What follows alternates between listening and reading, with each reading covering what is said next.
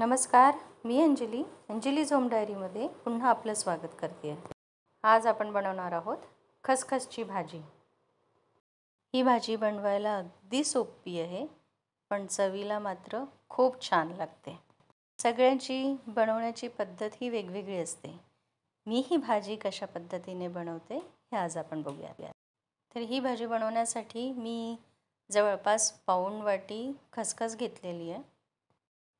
तर यामध्ये आपण थोडं पाणी घालून या खसखसला 1 ते 1.5 तासासाठी जवळपास भिजायला घालायचं आहे। तर मी यामध्ये पाणी घालते आहे। पाणी थोडं जास्तच घालायचं आहे आणि याला भिजत ठेवूयात 1 ते 1.5 तासासाठी। तर ही खसखस भिजलेली आहे, पूर्ण पाण्यामध्ये छान मुरून गेलेली आहे ती। तर आपण याला छान व्यवस्थित धुवून त्यातलं पाणी काढून घेऊयात। तर यातलं पाणी काढण्यासाठी आपण एक गाळणी घेऊयात आणि त्या गाळणीमध्ये ही खसखस गाळून घेऊयात। याला मी थोडी थोडी करत गाळते, कारण काय असते कुठल्या खसखसमध्ये बारीक अशी वाळू पण असते। तर ही थोडी थोडी फिरवत जर आपण गाळली तर ती वाळू खाली बसते आणि मग आपली फक्त खसखस ही व्यवस्थितपणे आपण काढून घेऊ शकतो। तर अशा पद्धतीने मी ही पूर्ण खसखस ही धुवून त्यातलं पाणी काढून घेते आणि या सगळ्याला आपण एका मिक्सरच्या पॉटमध्ये काढून घेऊयात। त्यामध्ये आपल्याला थोडं पाणी घालून त्याची आपण एक पेस्ट तयार करून घेऊया। ही पेस्ट आपल्याला खूप जाड तयार करायची नाही आहे किंवा खूप बारीकही करायची नाही आहे। आता आपण एका पॅनमध्ये तेल गरम करायला ठेवूयात। तेल मी जवळपास या पळीने 4 पळी तेल घेतलेलं आहे। त्यानंतर मी त्यामध्ये जिरं मोहरी टाकते आणि 4 मोठे बारीक करून घेतलेले कांदे टाकते। आता या कांद्यांना मी त्यांना छान गुलाबी रंग येईपर्यंत शिजू देते।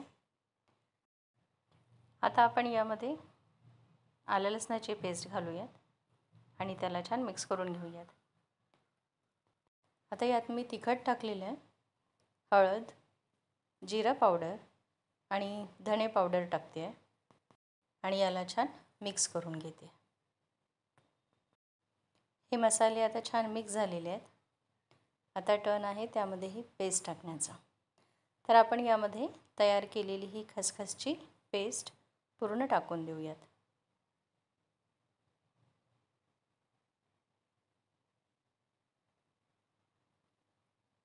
आता यामध्ये आपण थोडं पाणी घालूयात।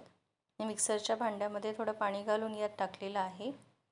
परत आणखी मी थोडंसं पाणी घालते आहे, कारण ही खसखस थोडीशी अजून आपल्याला शिजायला लागेल आणि ती थोडी लवकर घट्ट येते थंड झाली की, म्हणून मी थोडं यामध्ये पाणी अजून सोडून देते आहे। त्यामध्ये मी मीठ टाकते आणि त्याला मिक्स करून आता आपण ती शिजायला ठेवूया। तर जवळपास 7 ते 8 मिनिटं आपण या भाजीला होऊ दिलेलं आहे। भाजीचं टेक्स्चर खूप सुंदर आलेलं आहे। यामध्ये आपण आता थोडा गरम मसाला टाकूया। तुम्हाला हवं असेल तर तुम्ही हे टाकू शकता, नाही टाकलं तरी याला स्किप केलं तरीही चालेल। आणि याने कलर खूप सुंदर येतो त्या भाजीला आणि पांढरी दिसत नाही ती भाजी। आणि आता आपण त्यावरून थोडी कोथिंबीर घालूयात। आपली भाजी अगदी रेडी आहे, खूप सुंदर दिसते आहे, खूप छान झालेली आहे आणि सर्व करायला अगदी रेडी आहे। तुम्हाला ही रेसिपी कशी वाटली आहे मला कमेंट करून नक्की सांगा। व्हिडिओ आवडला असेल तर व्हिडिओला लाईक करा, शेअर करा, चॅनलला सबस्क्राईब करा। धन्यवाद।